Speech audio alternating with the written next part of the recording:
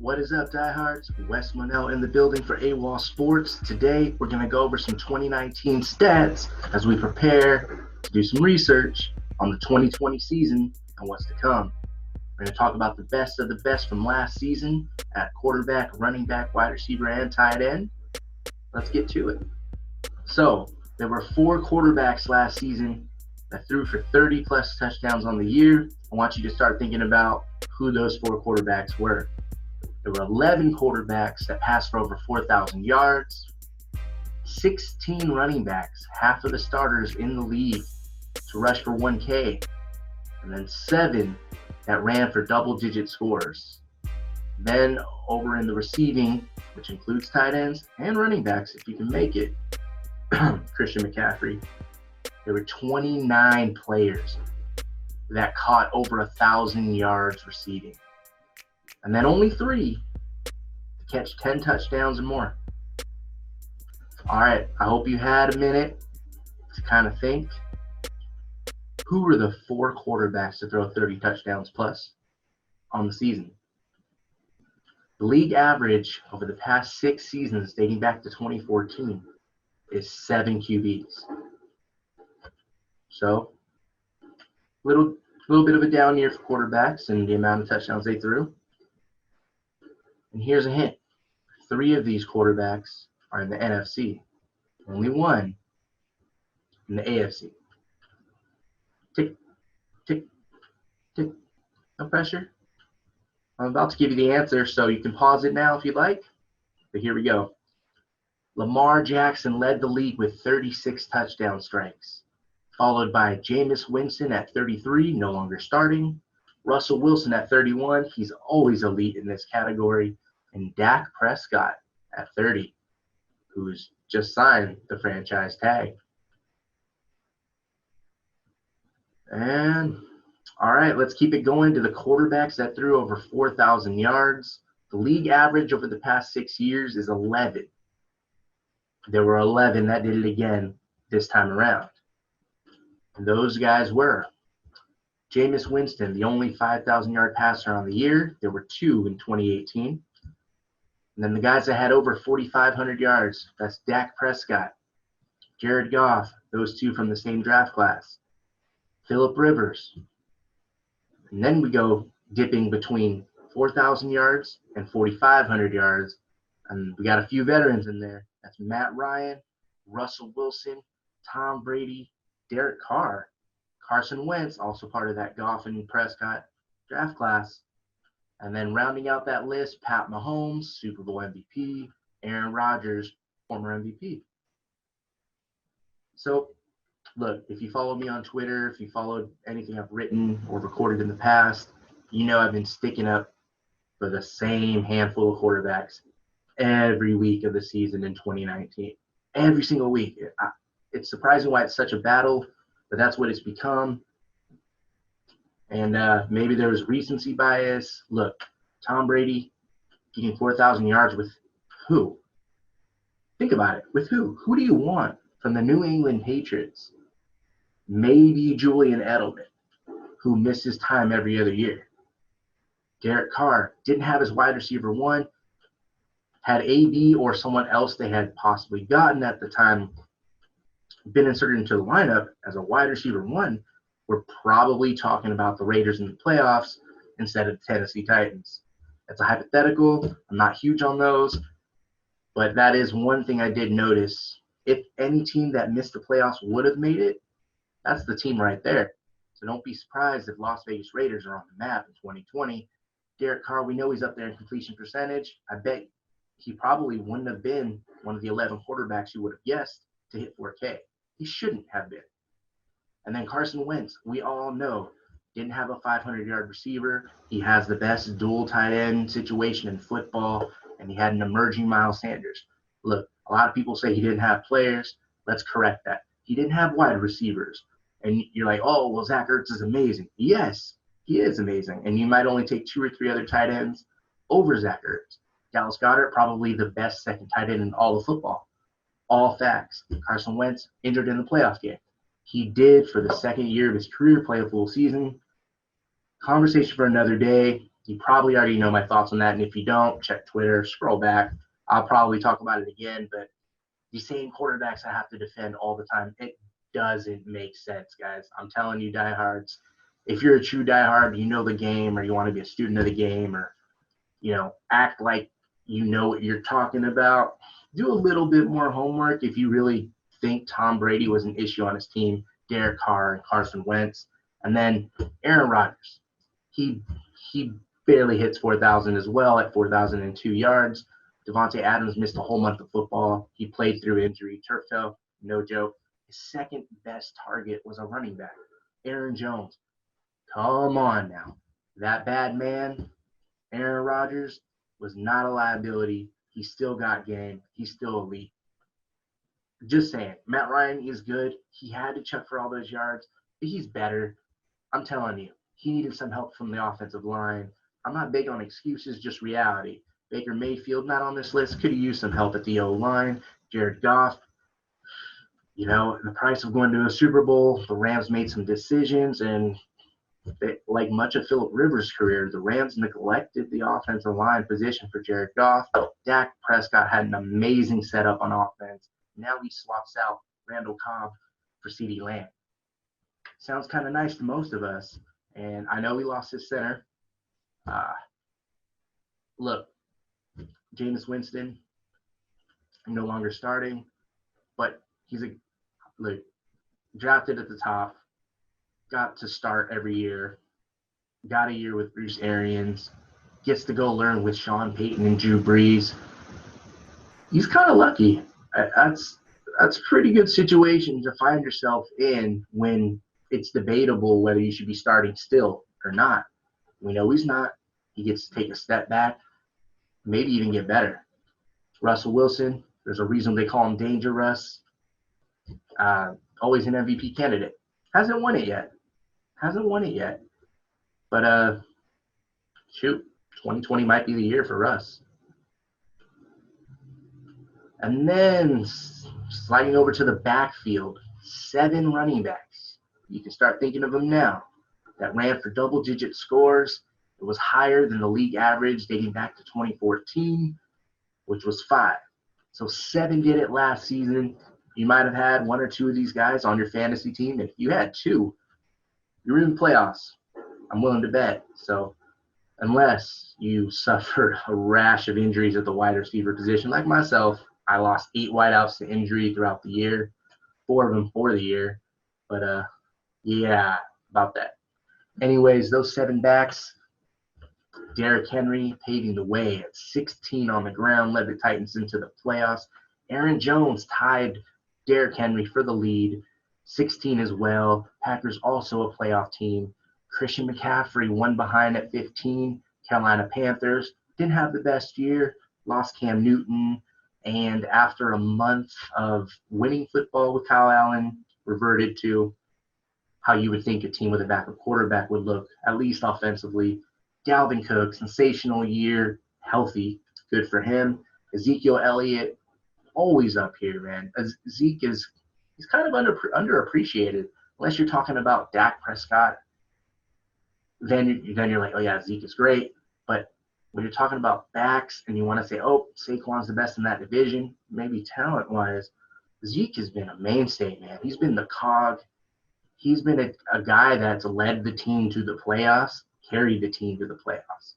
Todd Gurley, out of Los Angeles, over to the ATL. He had a dozen touchdowns last year, and I don't expect him to have a 50-50 split in ATL. I just don't. Back to his hometown, I think there is a reality that Todd Gurley might be back in this category this time next year. And then Mark Ingram, man, did he bring some life to the Ravens? Of course, with Lamar Jackson. But Mark Ingram, man, personality, getting the job done in the red zone, pounding away. Those were the 7 backs to score double-digit TDs. Now let's check out 16 of them that ran for a K. You can pause it if you'd like, but I'm not going to waste too much time. That's half the league here. And here we go. Derrick Henry, Nick Chubb, Christian McCaffrey, Ezekiel Elliott, and Chris Carson. That's the top 5 running backs from last season, rushing on the ground. The newcomers on that list that weren't on the TD list: Nick Chubb, sensational season during some disarray in Cleveland. Chris Carson, who's come onto the scene, who's held off Rashad Penny, who essentially took the torch from Marshawn Lynch, and he's become one of the most reliable backs in football. Production-wise, I know he's got a fumbling issue. It does happen. After all, if you recall, Adrian Peterson had a fumbling issue when he came into the league. So that can be addressed. Remains to be seen. The next 5 on that list to round out this top 10. That's Lamar Jackson, the only quarterback on this list, sensational season MVP. Leonard Fournette, Josh Jacobs, Joe Mixon, and Dalvin Cook. Look, Leonard Fournette, he gets a lot of shade. This guy had a bounce back year just like Dalvin Cook. He had more yards, slightly, but he had more yards. Fournette's pretty good. He actually did well receiving. Think what you want. There's not many players on that Jaguars offense. I'm including offensive line. They traded the quarterback that they gave a big contract to. Now they're starting Gardner Minshew. DJ Chark came onto the scene, but that was after they didn't really know what to expect after moving on from Allen Robinson a couple of seasons ago. So Leonard Fournette, he deserves more credit than a lot of us are willing to give him. Josh Jacobs balled out in 13 games for the Raiders. Mixon, he might have a resurgence next year. Not that he wasn't doing well, but the attention. And I'm talking beyond fantasy football into the reality realm. Joe Mixon, he's in a good position, man, to get some shine. And we'll see if Dalvin Cook can put together another great year like he just had. And then rounding out this list, we have Marlon Mack, Aaron Jones, Carlos Hyde, Mark Ingram, Philip Lindsay, and making the cut, missing the month of football, Saquon Barkley. So these were the guys. Marlon Mack, we know what he is. Now he's got competition with Jonathan Taylor. He was splitting before, not really playing third downs, passing situations. We'll see if they really have a 1-2 punch, or if Max been reliable, just gets a little nicked up. I don't like to label people injury prone. I just don't. It's football. Stuff is going to happen. You're lifting, you're eating right, you're practicing, watching film, you're selling out. Everything. Blood, sweat, and tears. And for these guys to get on the field and then just to get the tag just slapped with injury prone, that's tough, man. It's tough. I understand the reality from a viewer perspective, but I mean, if you ask a back that's taking a pounding and over 250, when you're talking about touches a season, man, this guy's only missing snaps here and maybe a couple games there. That's not too shabby. Aaron Jones, he's become an elite back. Same division as Dalvin Cook. Cook gets all the love for being the best back in the division. I'll tell you this right now. We just talked a little bit about health. I'm taking Aaron Jones over Dalvin Cook. I'm not trying to make a hot take, just telling you what it is. Aaron Jones, all-around back, does just as much as Cook. Granted, I get it. Cook is flashy. Aaron Jones is just good.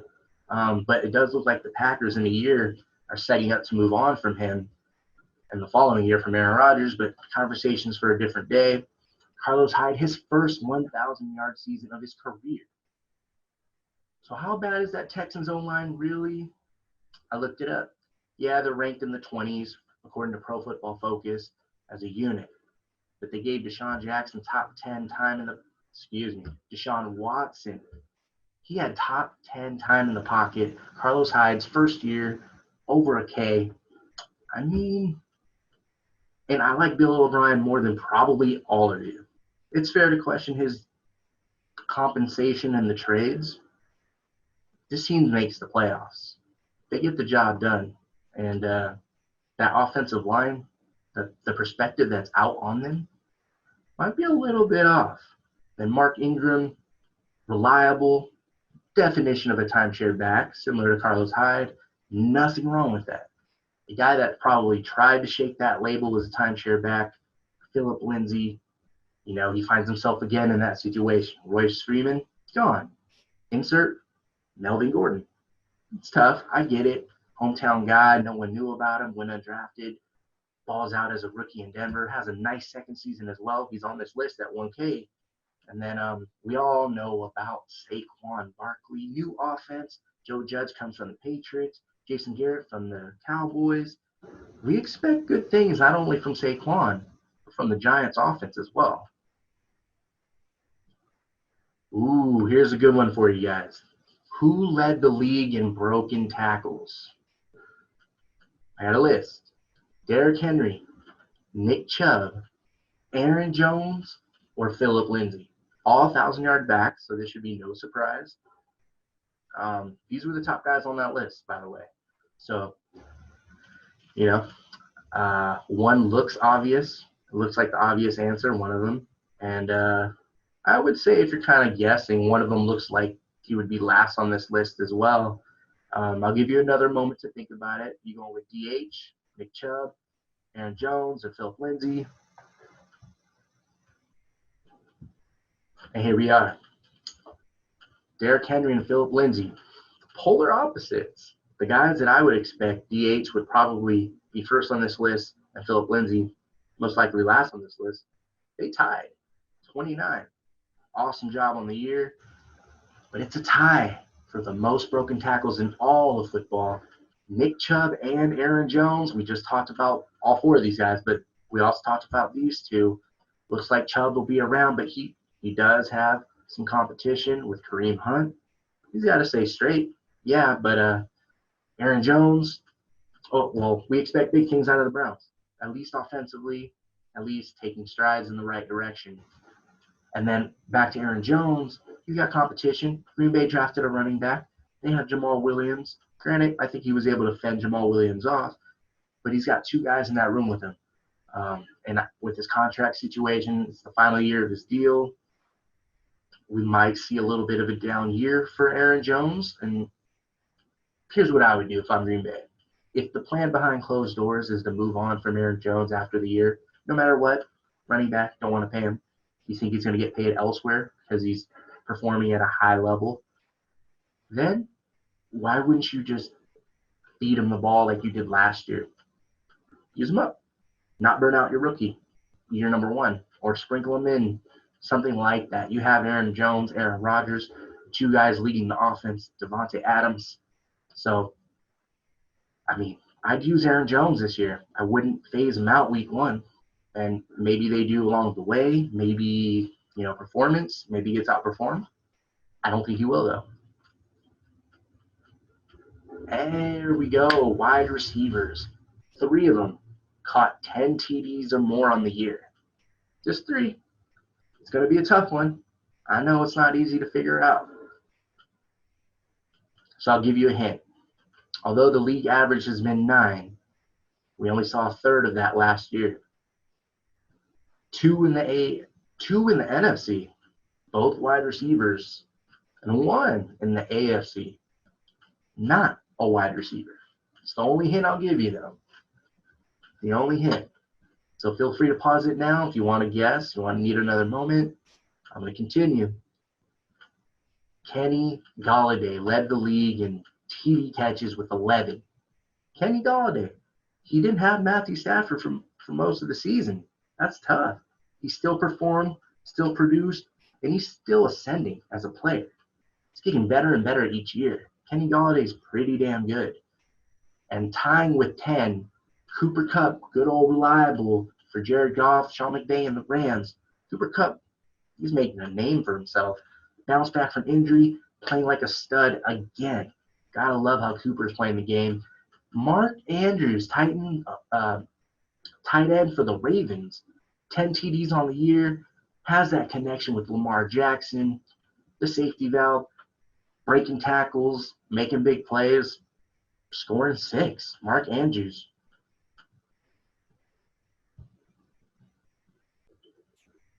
And then not going to go over all 29 players here that had 1,000 yards receiving. We'll throw some shine on the top 10 here, though, on the left.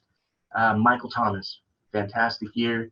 He runs more than slants. He just has the highest amount of snaps. As far as routes go, and running slants. Everyone's like, oh, he just runs slants, catch him from Breeze. He was catching from Teddy Bridgewater too, who went 5-0 in his absence and moved on to the rival Panthers. He earned that. Good for Teddy Bridge. But yeah, Michael Thomas, balling out of control since he came into the league, second round draft pick. Julio Jones, been balling since day one. Just unbelievable. Elite every season for Atlanta. Chris Godwin storming onto the scene. Things didn't click day one, but damn, it kind of looks like with Chris Godwin and Mike Evans, it kind of looks like a Brandon Marshall, Alshon Jeffrey situation where they're both productive, kind of passing the torch along, and Godwin eventually moving on as the top dog. But until then, hey, they got TB12 in town, Mike Evans, Chris Godwin, and the tight ends. They're in store for a big year. I think we all know that too. And then Travis Kelce makes this list as a tight end. We know he's the best in the game. You want to throw in blocking. A lot of people want to go with George Kittle. I get it. I'm just going to go with a guy that did it a little bit longer. Even if Kittle's a better blocker, Kelce's just been a baller, man. Like, when you think tight end, ideal, Gronk was retired. George Kittle just came onto the scene. The guy that's been consistent, even if you're not a Zach Ertz guy, it's been Travis Kelce. Devontae Parker, year number 5, gets his first 1,000-yard season with Ryan Fitzpatrick. Pretty cool to see. I like development. Call him a late bloomer, whatever you want to call him. He had a great year, and we know it's only a matter of time before he's catching passes from Tua. And then Keenan Allen, he's so consistent, man. I know that there's a knock on him for getting banged up, but when he does, he's taking hits. He ain't just dropping like a fly. Keenan Allen, he's smooth. He's so smooth. And, yeah, when it comes to fantasy, you may think he's in store for a little decline. No Phillip Rivers in town. You got Tyrod Taylor, who usually runs an offense that's a run-first offense with some play action. Then you got the rookie and Justin Herbert as well. Probably a handing off situation where it's Tyrod Taylor until the Chargers hit a certain point of not winning. Remains to be seen. Not what I'm saying, because I like Tyrod Taylor. More on that in future episodes. But yeah, expect a dip from Keenan Allen, but I don't really think it's a knock on the player. Kenny Galladay, we just spoke about him and catching the 11 TDs that led the entire league. He gets Matthew Stafford back. Amari Cooper, yeah, I'm not his biggest fan, but I can't deny he produces. My only knock on Amari was something that it was unpopular before it became popular, if that makes sense. Not to be that guy that's like, found this first, did that first. Here, it's totally applicable. I thought the Raiders should have traded him earlier than they did. And the prediction I had at the time was Amari Cooper, he's going to do well. He's going to be the wide receiver one that Dallas needs, that Dak Prescott needs, that the offense needs. So I just said that it may only be a year and a half of strong play from him. So if you ask me, would I take Amari Cooper on my team, I wouldn't say no. I would just prefer some other wide receiver ones before I think about him. That goes for reality and for fantasy. But yeah, man, I don't want to knock Amari Cooper. Is what it is. DJ Moore, we'll see what he does in a new offense. He didn't have Cam Newton, gets almost 1,200 yards. Teddy Bridgewater now in town. Bridge once worked with Stephon Diggs. So, I mean, I don't really know what to expect. If you followed LSU's offense, that's their offense coordinator now in Carolina. So, I mean, I would expect DJ Moore to still be the wide receiver one in Carolina, despite signing Robbie Anderson. And then Jarvis Landry, he's been one of my favorite receivers in the game since he came into the league. Speaking of LSU, Jarvis, he got more yards than Odell Beckham Jr., but you know what? I don't look at it as a competition. They're complementary receivers.